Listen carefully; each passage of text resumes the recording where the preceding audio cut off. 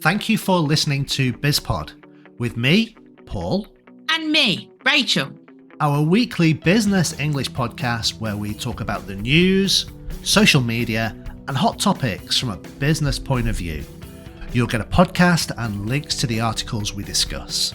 This way you can share your thoughts too. Join us as we discuss what's on our minds this week.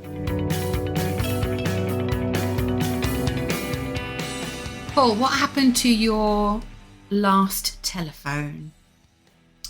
It's in a drawer somewhere, I think. Okay, what about the telephone before that? I think that's probably in a drawer somewhere as well. And the telephone before and the that? one before that? Yeah, I suppose we should think about recycling them. Absolutely. Did you know that the Royal Mint, the maker of the UK's coins, has begun processing electronic waste into gold? They are extracting the gold from it, and they're making, first of all, they're making jewellery, and then they're going to be making commemorative coins. Cool. It's a good idea. It is.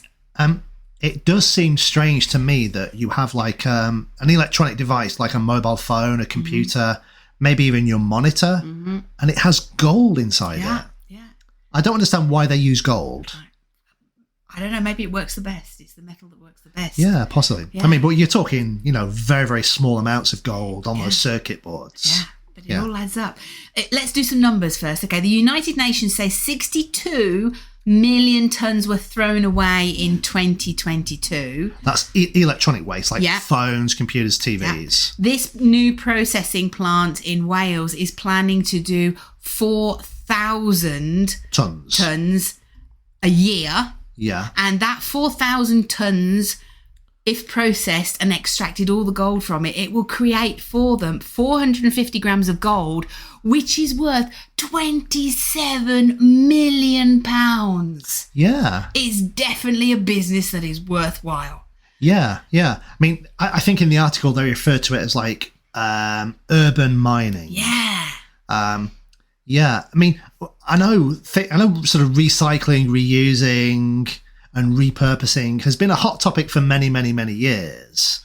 But can you imagine over all of the years when people have been talking about this, all those old mobile phones, computers, TVs that have just been sort of put into landfill? Mm-hmm.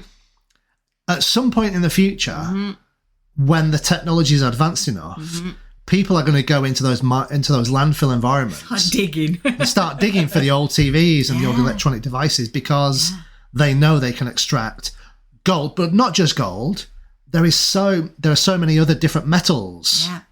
There's lots of silver, aluminium, copper. Yeah. Yeah, but I was just thinking, like, all of your old telephones, do you think we've got, half a bag of sugar's worth of gold? No, not at all. Because it's worth a lot of money. Rachel, the amount of phones that we may go through in our entire lifetimes, and that's both of us together, will not add up to anywhere near the amount of gold that you're dreaming of right now. No, but that's probably because we were already in our 30s before there were mobile phones. I mean, It scares me to think that they say your very first toothbrush is still in existence somewhere. Think how many toothbrushes you go through. Now, obviously, the new generation that, they have a mobile phone from the age of 6 or whatever, they're going to go through a lot more mobile phones than what we ever did. Yeah, that's true. Because we also had those indestructible Nokias that you could throw against a wall and nothing would break. Yeah, that's true. They lasted for ages, didn't they, those? Yeah. I heard, I don't know whether this is true, but I heard a story, and I can't remember where from now, about a guy who was going for an interview for a telecom company. And he had an old Nokia dumb phone, and they asked him, it was a sales position. Okay. And they said to him, okay, we want you to do a pitch, sell us something. So the guy says, I'm going to sell you this phone. And the guy was like, well, it's not a smartphone. Why would I want that? And he literally threw his own phone at the wall and then said, look, it's indestructible. That was his sales pitch. Yeah, but it's true. Those old Nokias, they did seem to be indestructible. I think we've got a couple of them floating around somewhere as well. Yeah, probably. Yeah. But so going back to the subject. Yeah. So the recycling of electronic waste to extract gold, which is just the big headline news. There's all those other chemicals, all those other things like the plastic plastics. Not chemicals, minerals. Chemicals, minerals. Yeah. The plastics. Yeah. I mean, I can imagine maybe 100, 150 years from now, it's going to be a huge industry. Mm-hmm. And it's going to be a new natural resource for people to find, natural resource, or just a new resource. Well, let's call it a natural resource, like coal. That is a natural. That was made by nature. Nature didn't make the mobile phone.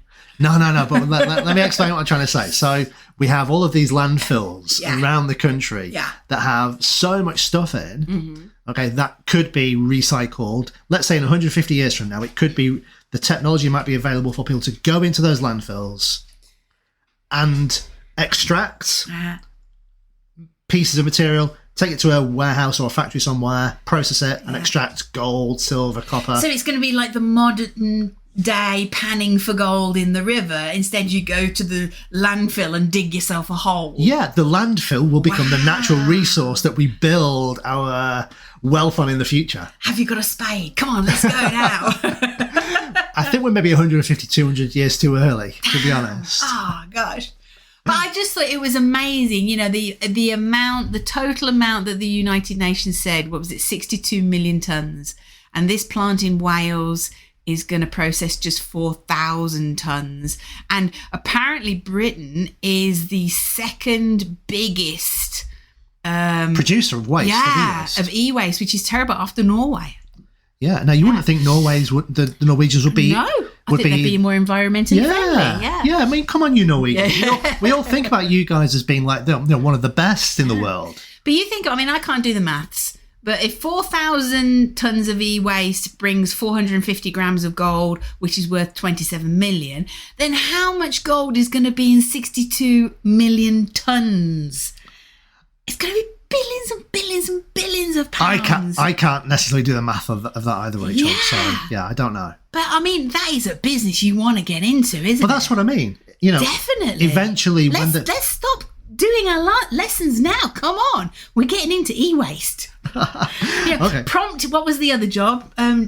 Prompts for AI. Prompt engineering. Yeah, prompt engineering. And we're going to go into e-waste mining. E-waste mining, yeah. Okay. Ludicrous, won't it? 2 great jobs, 2 great careers for the future.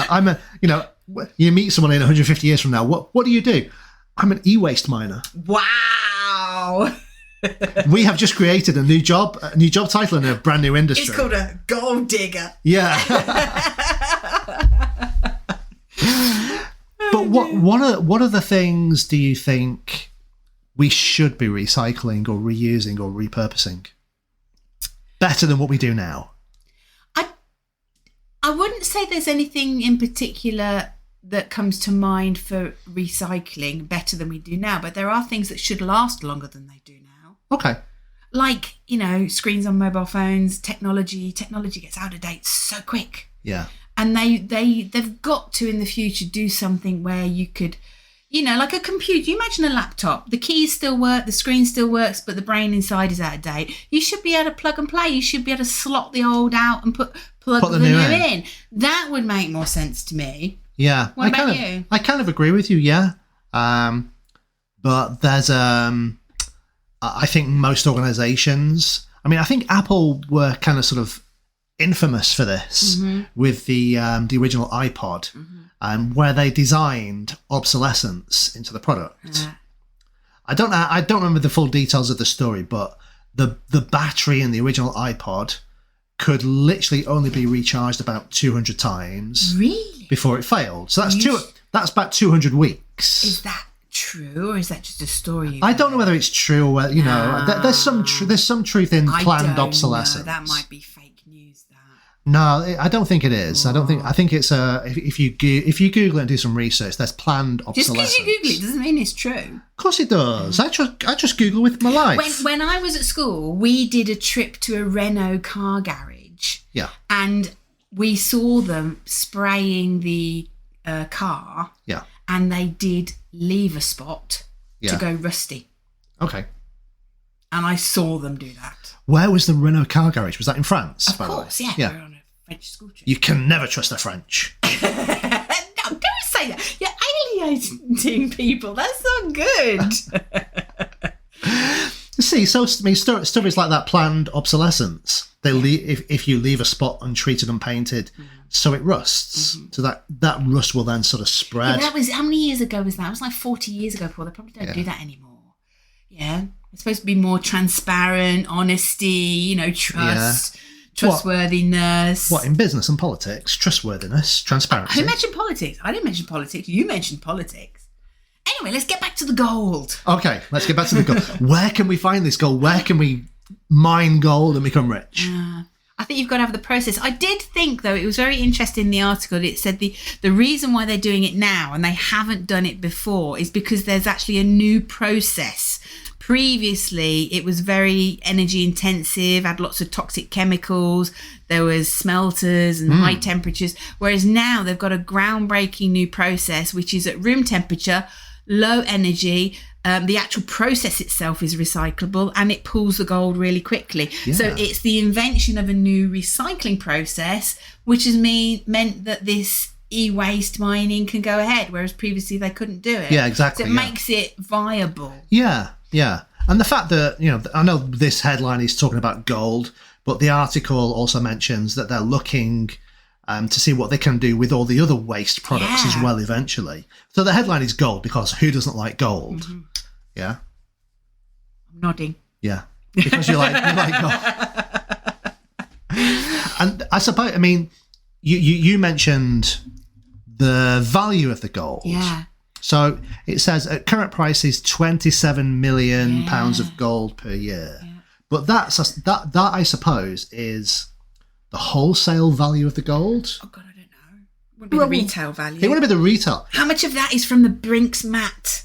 They say, don't they, that everybody's gold has some little bit of Brinks mat in it. Yeah. When we're talking about Brinks mat, this was a very famous theft of gold. A heist, very famous in the UK, and they never actually got all of it back. No. And they think that everybody somewhere has a little bit of that gold because they melted it all down, didn't they, and distributed it. Yeah. Quite exciting. Yeah. But anyway, so 27 million in, say, wholesale prices. Yeah. Now, the Royal Mint, one of the things that the Royal Mint does is they produce commemorative coins. They do. Those commemorative coins can be made out of gold. Yeah. But they don't sell them at the value of the gold. No, of course they don't, because it's the value of the coin. Yeah. Yeah, so added value. So they could easily double the value of that gold. Well, unless they put Charlie Boy on the front. Of course. Who wants a picture of him on the front of your coin? Why are you talking about the king like that? I thought you were very royalist. Well, him. Yeah, okay. Okay, that's another story. No, okay. But yeah, so you could easily, I'm sure if they thought about it, they could take that 27 million, add value to double it. Imagine that. Fantastic. Well, when they produce one, shall I buy you one, Paul? Would you like a coin with King Charles on the front to commemorate? I wouldn't want you to particularly buy a coin for me because all you got to do is go to the bank and get one. They're free. Oh, you mean normal money? Normal money. They're not printing any, didn't you hear? Didn't you hear there's enough coins in circulation? That was another story I read. I'm going to have to do a dig and find that one. Yeah. They were saying they're not actually going to stamp any new coins for the next 2 years, even though Charles is the king, because there's enough coins out there and they can't see the value of bringing coins back in, that there's nothing wrong with them, and sending new coins out, having them made because it's a waste of money. Yeah, in fact, it does actually say in the article that there are less people now needed to make coins because they're not producing more coins because people are going plastic. Yeah. Yeah, the amount of money in circulation is just going down. So poor old Charles, I don't know when he's going to get his face on a coin. Oh, dear, yeah, poor old Charles. Yeah. We must feel really sorry for him. Did you hear also that his wealth has gone up by, I think it's 47 million this year? That's another article I read. Okay, well, maybe some of that has come from the Royal Mint. Yeah, more than he's been mining gold, hasn't he? Yeah. In his back garden. Come on, Camilla, let's dig a hole. Somehow I just don't see Charles doing that. No, I don't. Really like, oh, you man over here. Yeah, just dig a hole. Yeah, just there. A bit deeper. Keep going. Yeah, whatever you find is mine. Yeah. Oh dear. I think we went a little bit off track there. For a short article, but it was really funny. It was. Okay. But I will see if I can find those other 2 articles. I'm not promising, but I'll do my best. Okay. Okay. See you next week. Bye. Thanks for listening. We hope you liked our podcast. And please don't forget to subscribe and stay connected with us. Until next time, goodbye.